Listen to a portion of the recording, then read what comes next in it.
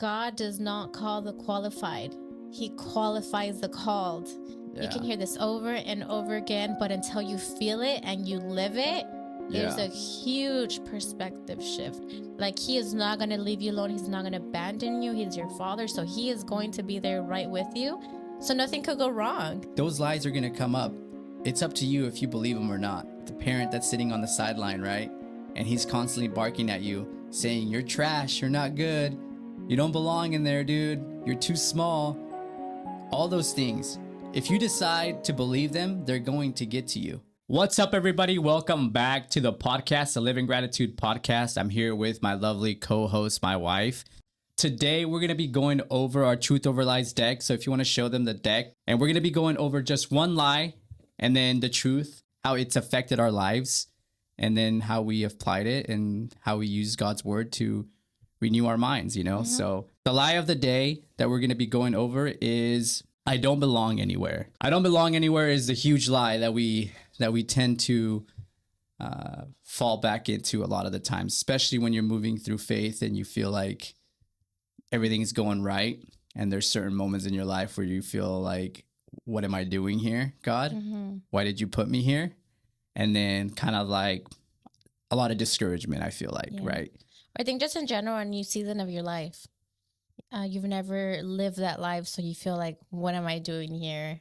How do I, maneuver this situation? We're always going through different seasons in our lives, So I think that's another big one. You know what? I didn't think about it like that because I guess it is, right? So whenever you're in a new season of life, mm-hmm. usually it's because you've just accomplished something mm-hmm. or like God is putting you through another phase that you don't even know. And it's usually very uncomfortable. Mm-hmm. And those are the moments where you're just like, what am I doing here? So yeah, I guess that's a good way to put it. So, I mean, I don't know if you guys can relate to that. I'm sure you can. There's moments in your life where you're kind of like, God, what am I doing here? I don't feel good. I want to hide. I want to go back to what I'm comfortable with. But just understand that during those moments is where the most of your growth happens, right? Where I didn't feel like I belonged was pretty much everywhere. Like, I can't even explain it. For me, it was like work was one big one. Oh, yeah. No matter where I was in any job, like I felt like I was just there. Like I was just like, I don't know what I'm doing. I remember here. You'd come home, you're like, how do people make friends so easy? Yeah. Like, I can't even make friends at work. I'm like, what do you mean? You're like, it's so easy for you to talk to people. He's like, not at work. No, like, I was a loner at work, It was rare for me to make friends, and I don't think I made any friends besides one, and that was after he retired. That he was playing golf, and he approached you? Yeah, and we played golf together, Wow. But other than that, at work, like I had such a hard time because I just felt like didn't fit in. Like I was just like, I'm a UPS delivery driver, and everybody else seems cool and hip when they're walking around there, and I kind of felt like I was just like, I don't know who I am, So. And that was, I would say that's pre-believer, right? For sure. And then once I became a believer, I think one of the biggest times that I felt like that was in church. Yeah, in church. I just felt like I didn't fit in spiritually. I felt like I was in there and I had moments where I'm like, I belong in here, right? I feel good. And then there was moments where I went in and I'm just judging everything. And I just feel like, why am I judging? Like, do I even belong here, God? Like, I'm so sorry, but why am I even thinking of these things? And I just like self-sabotage myself instead of feeling God's presence. When I was in church, it was more of like, man, what am I doing here? Like, I don't even belong in here. Like, I'm still bringing in all this negative energy into this beautiful place. What am I doing here? And it was leaving me like going to church. I would leave church almost like upset, because I felt like God wasn't meeting me there. I was like, everybody's coming to church. I look around during worship and everybody's crying, doing their thing. And I'm sitting there like trying to like, do it. And I'm like, I'm like faking it in there. And I'm trying to perform. Exactly. I'm like, is anybody looking at me? Like my hands are up, God. Like, like that's how I felt. Like, I felt like I was performing in there and it sucked. I didn't want to have that feeling anymore. And we'll get through it. This is just the bad. So there's a lot of good. Right? Yeah, there's good. Like there's more good. in there. All right. And then next was business. business was huge, Oh my right? Like goodness. business now with real estate, I just always felt like it was for the smarter people. I was so against real estate because of that reason. I felt like everybody dressed nice, they drive the nice cars, because I always seen real estate as real estate agents. I never knew anything other than real estate agents. I never seen investors or anything like that. So for me, when we got into real estate, I was so against it because I was like, oh, real estate. I see everybody talking about real estate, and I'm like, I haven't even bought my own house. Like what? Like I don't even have $1,000 to my name. Like how am I supposed to buy real estate? You know, like it just didn't make any sense to me. I just felt like I was like, this is just like it's like a way for people to get noticed, you know, like, oh, I'm doing real estate, and everybody's like, oh my goodness, you're doing real estate, you know? So that's kind of how I felt. So when I went into the real estate business, I just felt like, man, this is way over my head. Like I'm here so then people can think that I'm actually doing something, and I'm not, you know? And this went on for a while. Even when we were like diving deep into it, it was still that slave mindset thinking like, what am I even doing here? Like, where can I just clock in and clock out on my own? Like, just like, you know, UPS style, just, you know, get there. My truck is loaded, clock in, start driving, and then clock out. You know, I was like, that's a lot easier than having to try to, you know, get into this new business that you know nothing about.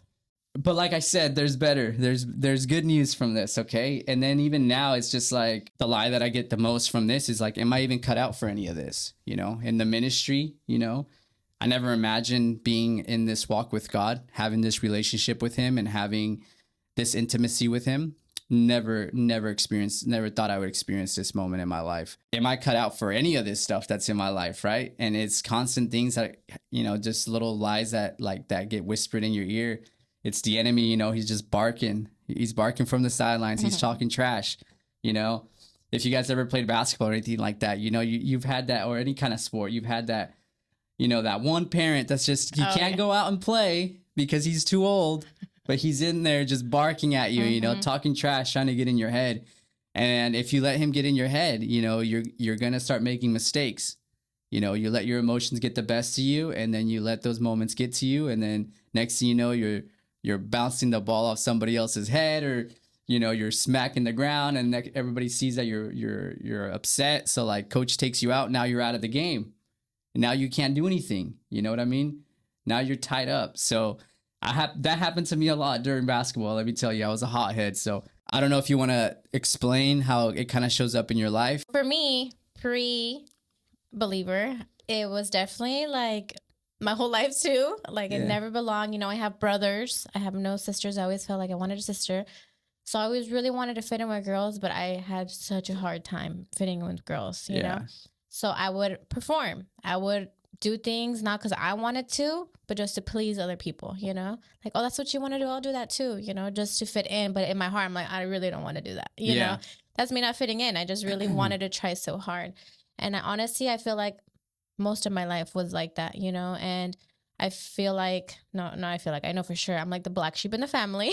Definitely the oddball out. And it's okay now. But growing up, I was like, why am I so different? Why do I think so different? Why do I have these crazy ideas? You know, like I was just so different. But I would spontaneous. Very spontaneous.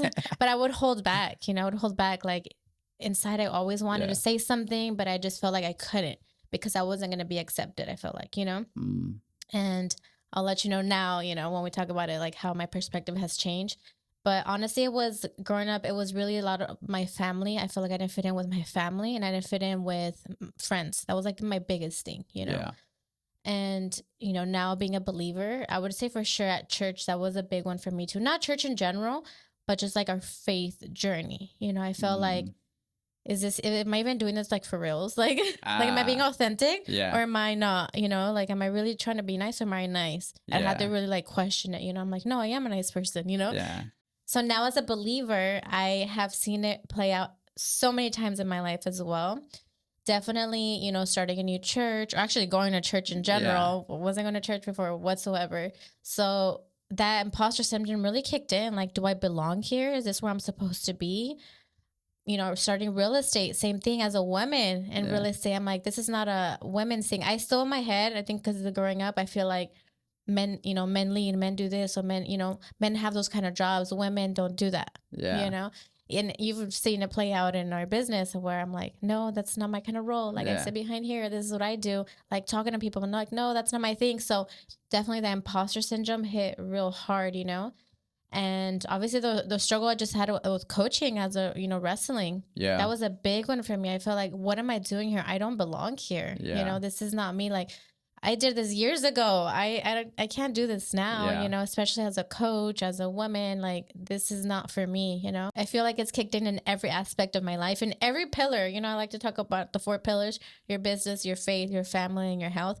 I truly believe I felt like I don't belong in every aspect of my life, because even my body would talk about, I feel like this is not me. Like, I'm living in a shell that's not me. Like, So I would say I've seen it play out in every place in my life. Yeah. So the enemy's whispering that lie constantly in your life, right? Whenever you going through the motions almost, right? Like you're doing things and you're like, man, like, am I just doing this? Like, am I just it almost feels like you're 1 foot in and 1 foot out. Exactly what it feels like. It feels like you're just not all there. Mm-hmm. And it's not until you get past that feeling that then everything starts aligning, and we'll get to that. But I guess now we can just talk about what just recently changed, right? Mm-hmm. Like what has really changed for us and how we've overcame this with God's guidance, right? Yep. For me, I think the biggest, and I already spoke about this on the last videos, but I'm going to tie it to this as well. And it's, for me, it's been the whole understanding of grace. And I explained that last time, but I'm just going to talk about it, how it ties to this exact lie. I feel like before grace, I only felt like I belonged when I was doing well. And I think that was a huge thing for me, because if I was getting seen, then I was, I feel like I belong, because you feel like, oh, if somebody's seen me, I become a part of them. Mm-hmm. That's your goal almost, right? It's just like you're performing for these people just so you can belong.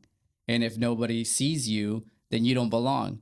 And it's like, it was just that simple for me. It's like, if I could be seen, then I'm okay most times. Mm-hmm.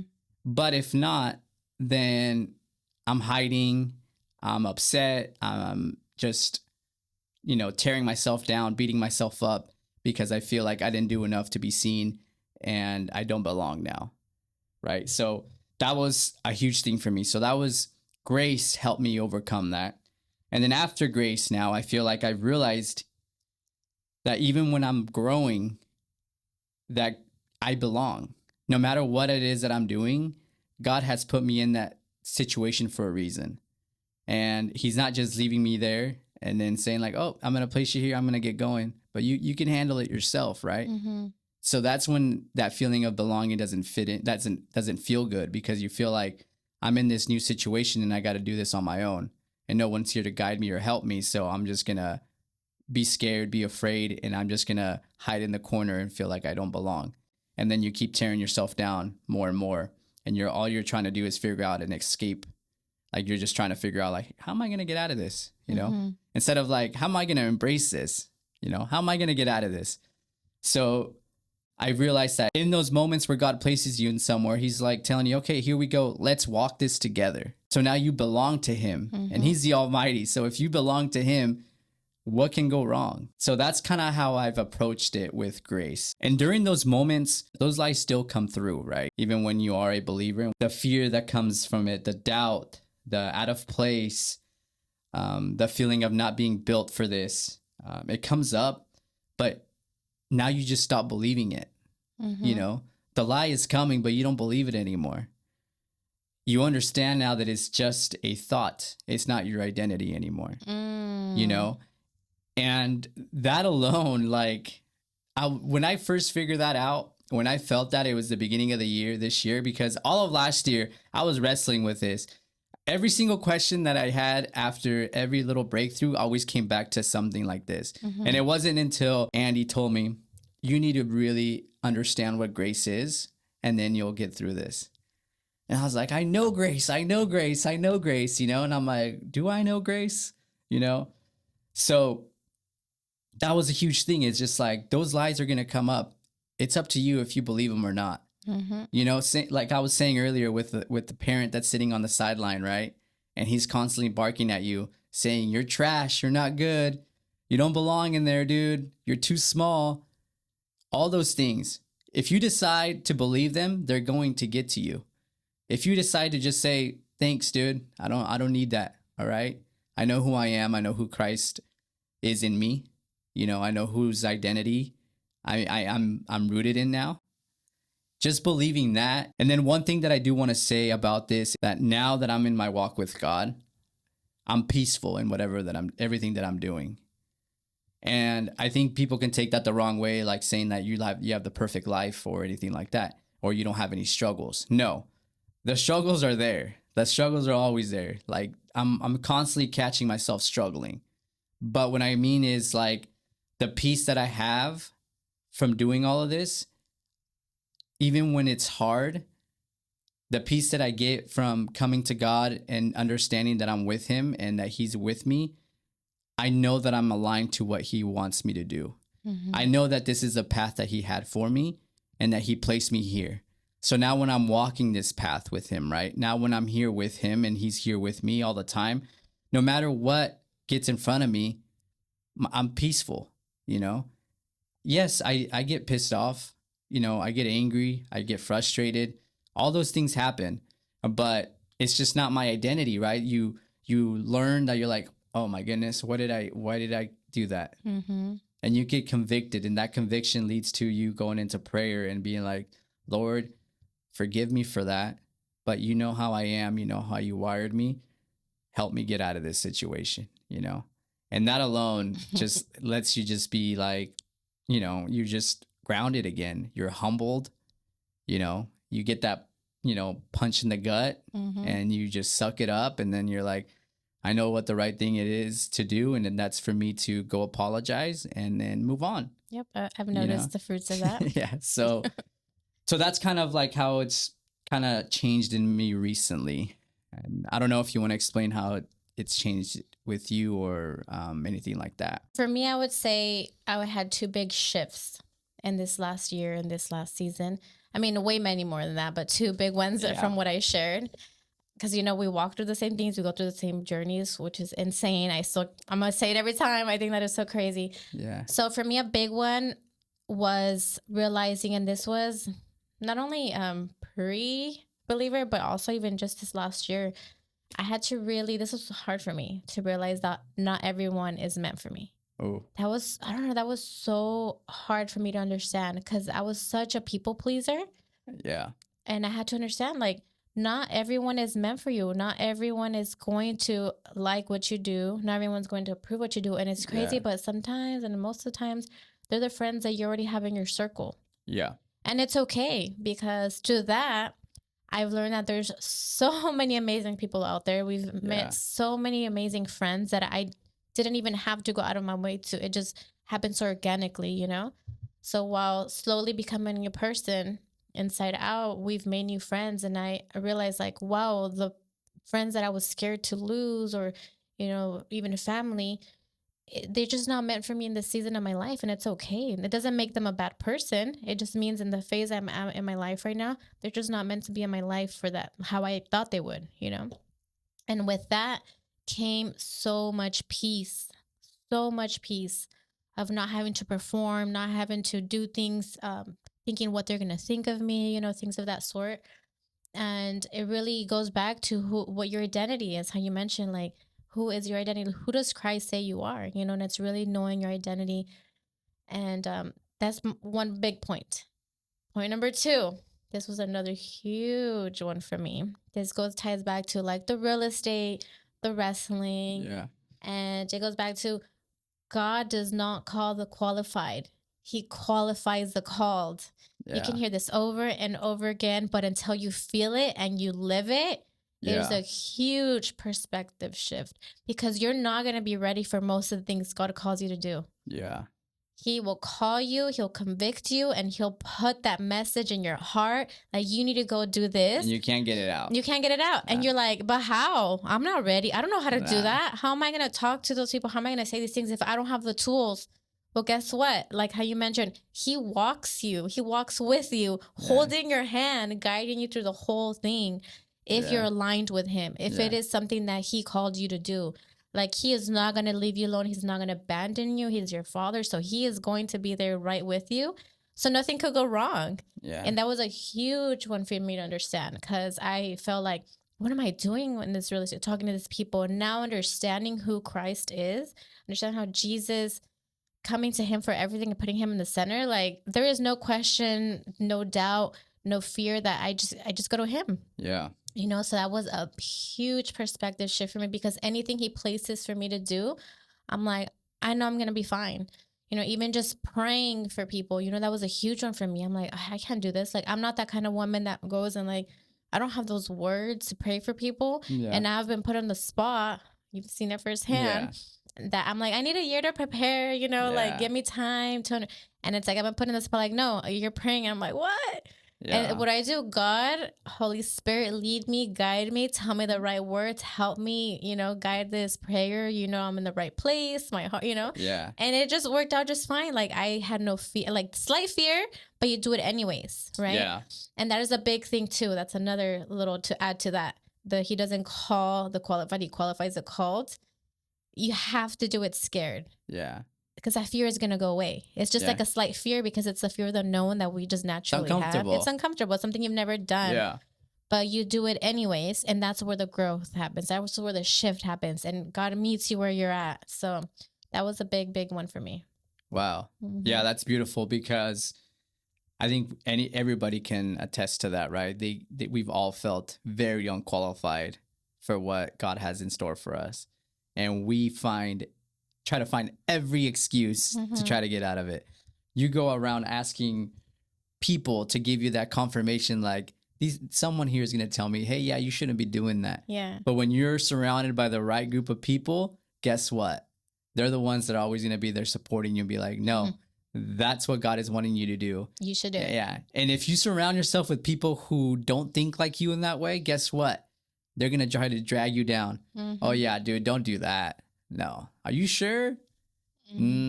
Because they can't see themselves doing it, right? Yes. And God has a big plan for you. Has a plan for everybody.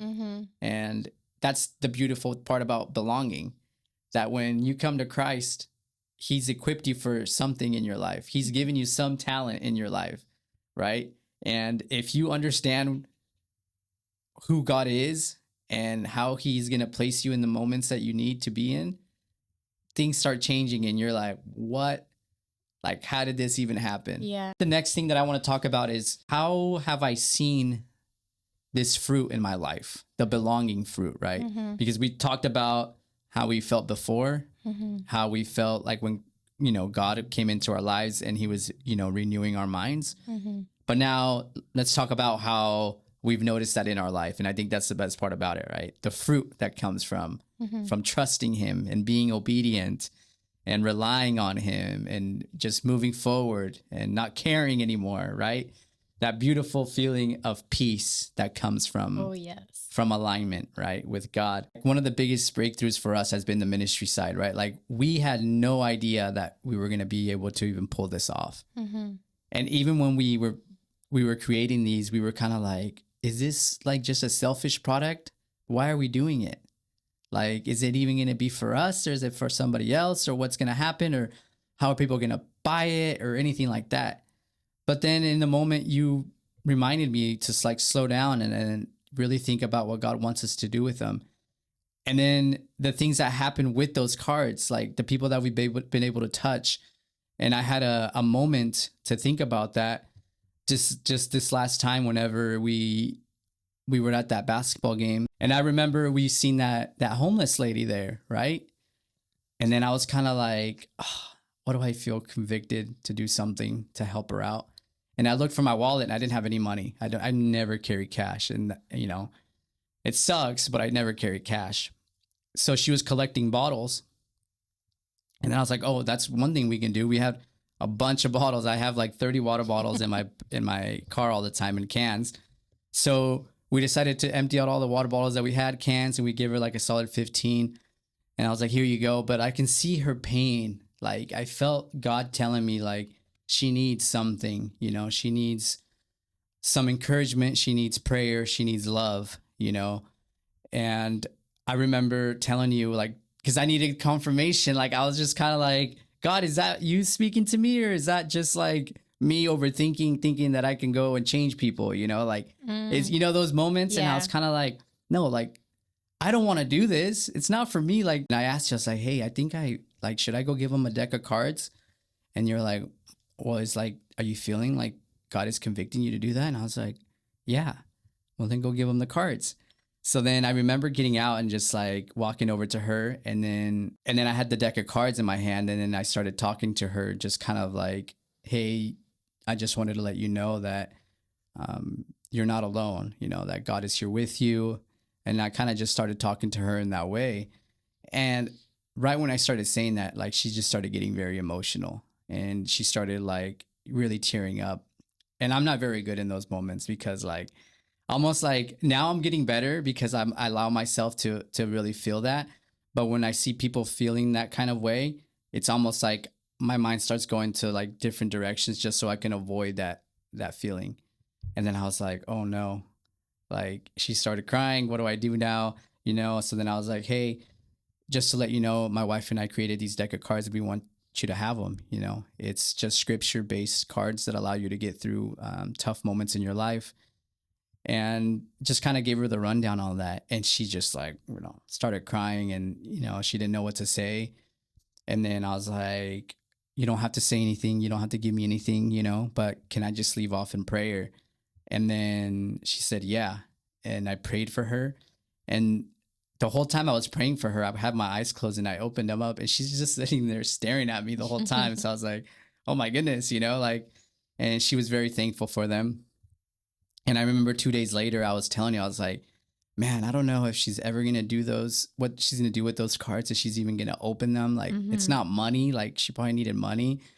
And I gave her a deck of cards, but hopefully she finds some joy in them, you know? And then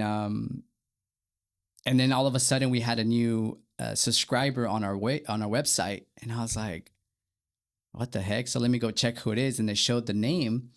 And then when it showed the name, I was like, that person never bought a deck of cards. So I was like, how did they get subscribed if they never bought a deck of cards? And I was like, okay. So then I was like, I should have been like a CIA agent or like, what is it? I don't know. But I went and just typed in the name on Facebook, and I was like, I wonder who this is, you know? And then I looked it up, and it was her. It was her. It was a homeless lady. Mm-hmm. And I just felt so like, I felt like God said, you're doing the right thing. Mm-hmm. And those moments are the big moments for me that I'm just like, we're in the right path. Those are the doors that open up in your life that you're kind of like, whoa. Yeah, I've noticed that was a real turnaround breakthrough point for you. You're like, okay, yeah, I'm doing what I need to be doing, you know, just spreading the word, spreading the good news. Yeah. And just any way I could plant seeds, you know, because God has done so many amazing things in our life. And it's just like, we just want everyone to feel the way we feel, you know? For sure. Yeah, it's been such a blessing to be able to do something like this, especially for people like that. You don't even know if you're going to be doing any of them, like if you're even doing them a favor, you know? And then something like that happens, and then you just know that God's hands are all over it. And it really helps you have so much gratitude for everything that you have in your life, because those people don't have anything sometimes, you know. Not only is she a woman, she's deaf, and she's living in the back of her car with a dog, you know. Yeah. So like those are the moments that you're kind of like, wow, like I can make a difference. You don't need to have all the money in the world. You don't need to have everything that you need in your life. A prayer, words of encouragement, and being able to speak to these people can go a long way. Can go a long way. Mm-hmm. Yeah. So for me, that's another thing, is just like my heart has been changing a lot. I've been getting so much softer when it comes to these things. And then I see the impact that it's making in people's life, you know, and just the growth that's happening, right? Every single day, the growth that I see from just me not caring for people, hating people, to now loving everybody around me, you know, wanting the best for people. Like,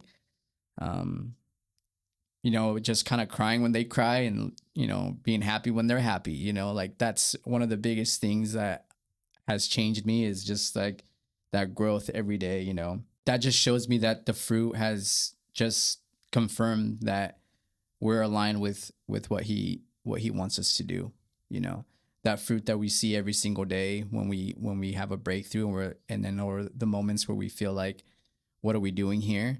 And then he constantly does something, not something huge, sometimes something subtle, or sometimes he makes you dive deeper into whatever pain you're feeling. But every single time, if you just learn to just appreciate those moments of pain and appreciate those moments of hurt and appreciate the sufferings that you're going through, because honestly, that's where your endurance is getting built, and that's where you're learning who you are and who you used to be and who he is now, right? Who we are now through him. So God says, I designed you, placed you, I understand you.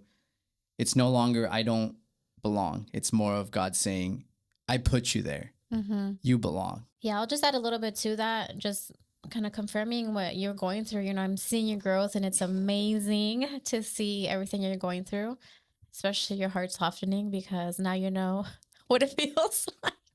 Yeah. Usually I was a crier. Now you're starting to catch up to me on that one. So as far as that's a dangerous prayer. Let me tell you something. I prayed every day to be like, God, soften my heart and let me see people how you see them. And then all of a sudden I see somebody and I'm like, oh no. It's happening so much more now, but it's a blessing. But yeah, continue. Sorry. No, you're good. I would definitely say, just growth overall. A lot of growth in my confidence. I would say I'm getting better. I'm improving. I'm not where I feel like there's still a lot of room for improvement, but I don't beat myself up like I used to. Yeah. I used to beat myself like, why did I say that? Why did I do this? Now it's just like, it's just part of it. I'll learn. Now, sometimes I do things you're like, why did you say that? Why did you do that? It's okay. Like before I would like, oh my gosh, I don't feel shame or guilt for those things. I'm like, it's okay. I don't know what I'm doing, but I'll learn. And I'm over here shaming and guilting you. I'm like, why are you telling me? I'm like, I don't care. You'll literally be like, oh my God, that was so embarrassing. I'm like, well, I'm not embarrassed. Like, it's okay. I'll just get better. So I realized what I used to say, with competence comes confidence. And it's true. My confidence is growing as I learn more, especially like in our business. I'm able to speak to other people now because I know more. So I know it's going to get better over time. The more I learn, the more I put myself in the word too, like learning the Bible. I wasn't reading scripture. I wasn't doing those things. So now that I do know more, I'm able to put myself more. I do have that confidence also to pray, even when I'm called to, so. And it goes back to being obedient, right? And I feel like people think obedience comes from like trying harder, and it's really not. It's understanding that you're doing this out of love, and when you love somebody so much, you do anything for them, right? And that's what comes when you love God and you know that you're just a servant, right? You're just a servant, and you just want to please him, right? Yep. Not because you're scared, because you love him, because you want to, like, God, you did this for me. So I want to do this for you. Yes. And that changes everything. And that makes you want to stay in the word. That makes you want to learn. That makes you want to pray. That makes you want to do everything else. That's the Holy Spirit alive in you, right? Yeah. So I think it's beautiful to see it that way. Another thing that I just wanted to kind of end it with is kind of making people understand. Another thing that I wanted to say, God chooses to use you, right? He can choose anybody. God doesn't need people to feel like, oh, he has so many people that he can choose to do something, but he's deciding to choose you. So like that alone makes you feel like you belong.